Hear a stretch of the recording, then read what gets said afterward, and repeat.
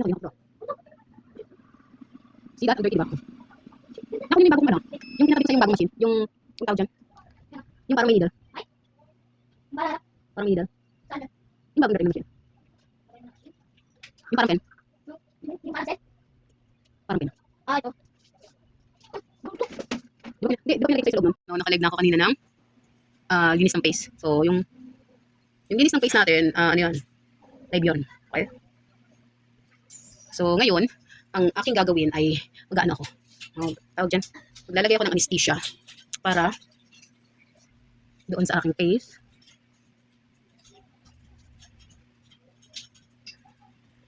Okay, pamayan yan. So, yung karamihan ng aking pagmumukha, maliban dito sa mga iyo, nilagdag na to. No? So, nakalagdag siya ng pes. Tapos nakakapi, tapo na ito.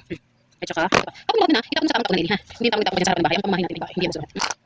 Hindi naman pinag mga magulang namin, galing namin. Hindi ka huwag ganun dugit-dugit, mama. Gusto mo dugit-dugit, umalis ka ng bahay niya. Yun yung lagi sinasabi.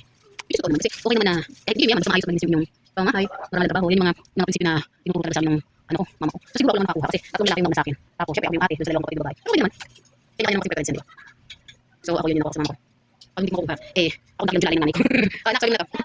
Okay guys. Kasi nandito yung salamin yan. Diba? Kaya talagang natin yan siya. Okay. Yan, para isa lang. And, nalinis namin natin ito.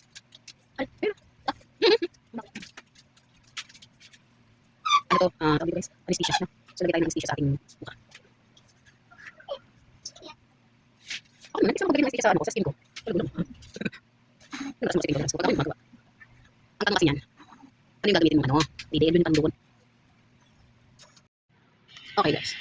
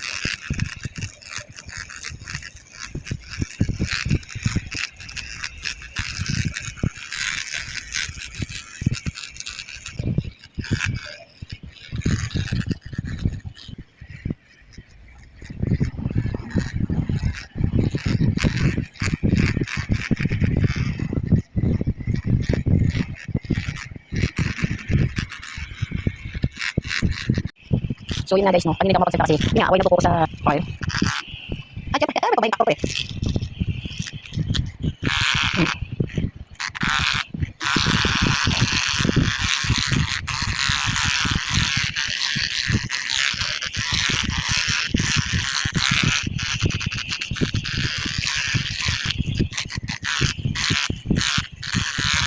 So nakita niya na mura na siya, diba?